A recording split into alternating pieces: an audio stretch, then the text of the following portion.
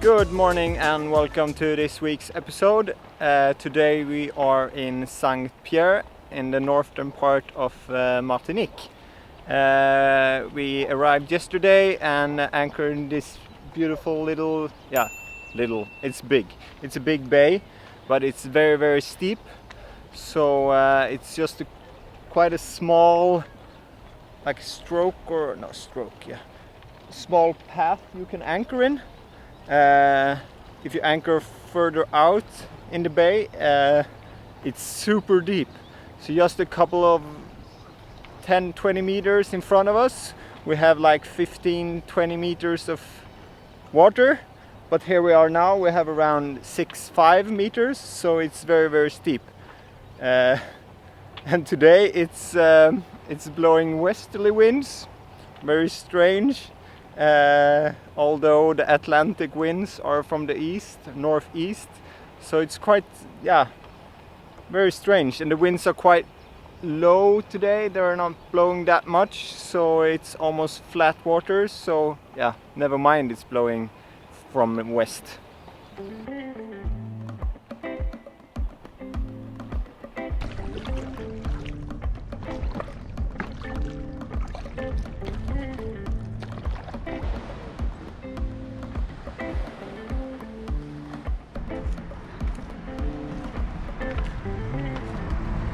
120 years ago, this whole town, all the streets and all the houses were totally destroyed by a volcanic eruption. So we are on our way to the Memorial Center, which is also a museum of some kind, to find out more about it. Because supposedly there were only 2 people who survived the fires that raged here, and one of those guys were in prison, I think. So everything you see here is less than 120 years old, I guess.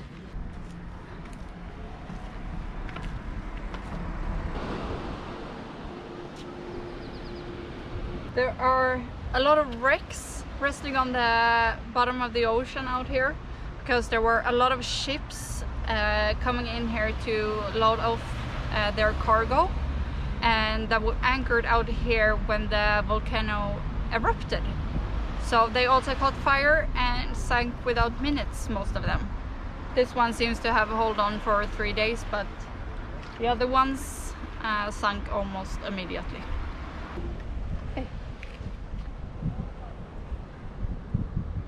An area where these ships sank is now a non-anchoring zone. It's a banned area for anchoring to protect all the wrecks and the history of them.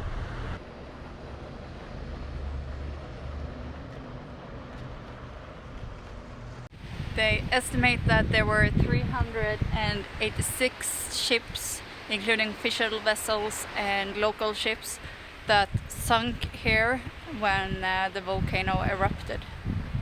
So quite a few, and it's also kind of hard to believe that 386 vessels could fit in the bay here, because we kind of think it's crowded now, and that's like 100 boats, not even that.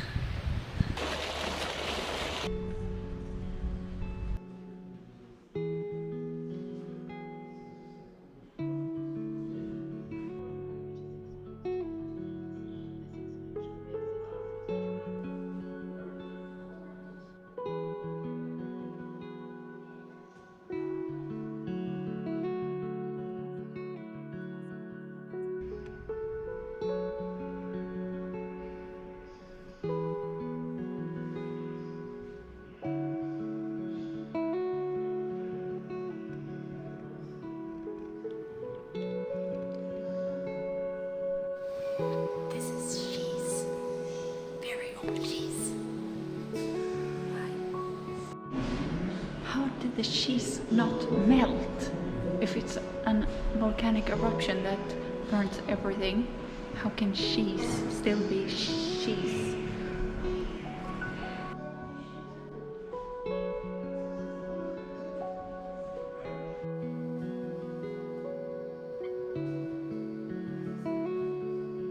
It was more than 2 people who survived this, but it was also 28,000 people or something like that that didn't, like total everywhere affected by the eruption.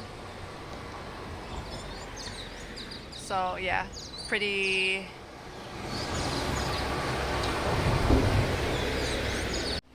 What do you think? It was a cool museum. There's a lot of stuff there collected from the eruption after the eruption. But the English on the signs and in the voice machine was a bit so some stuff was a bit hard to understand, but I think we got a big picture. Yeah. And it was a beautiful place.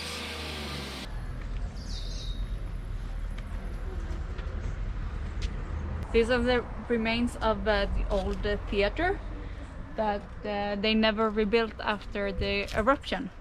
I don't think they had the means to do it because there had been a hurricane that destroyed it multiple times, or multiple hurricanes destroying it over the years. So after the volcanic eruption, they just let it be like this, like burnt stones.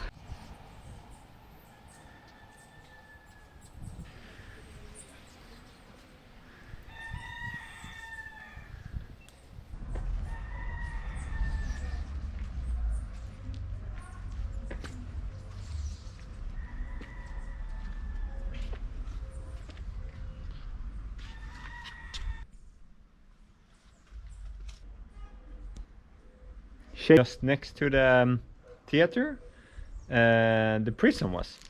The guy who survived the prison did it because, the thick walls, small openings, so he was more or less trapped in this inferno.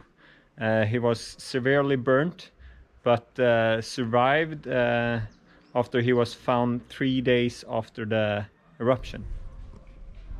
It says here that the guy that survived in prison, he was led to believe that he was the only survivor because he was brought in by a circus, like a circus attraction, and they sold him like the only one survivor. So that's where it came from, I guess, that there were only 2 survivors or 1 survivor.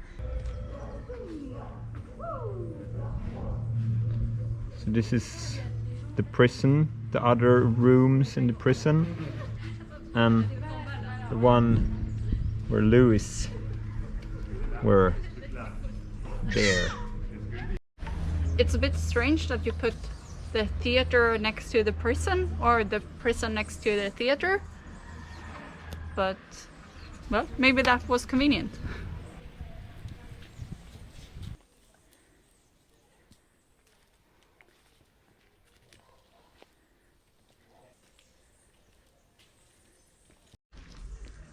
So this is the place where Louis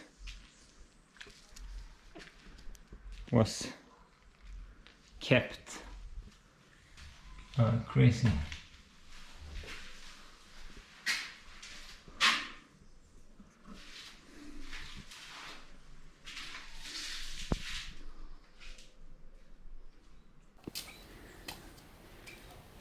Was it big? No, it was okay. Like a 2-person flat with no toilet or kitchen. 2-person flat. But I can understand why he survived. This high wall between, or in behind, and the rounded roof with the small openings. It's a small door and small vents. And the very, very thick walls. So it's a good place to be when a volcano erupts, I think.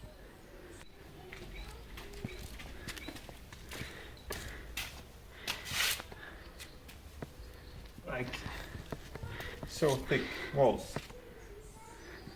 So it's really, really thick. But still he got severely burnt. I think that was all the museum memorial attractions for this town. So there are some really dark clouds around. I think it's time that we head back to the boat and have some dinner, lunch, dinner, something like that.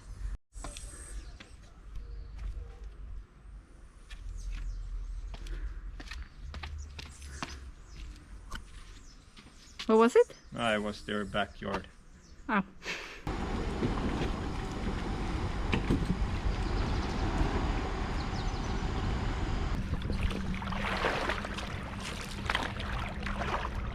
A row. A row.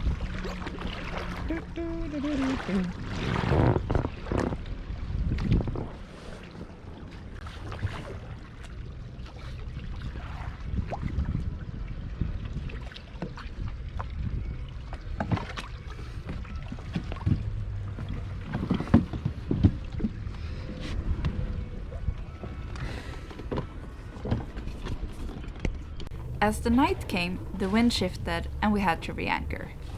Not very easy in the dark, but in the end we managed to get a good spot. Join us in the next episode, where we continue exploring St. Pierre. We will visit a rum distillery and snorkel an underwater sculpture park before setting sail to Dominica.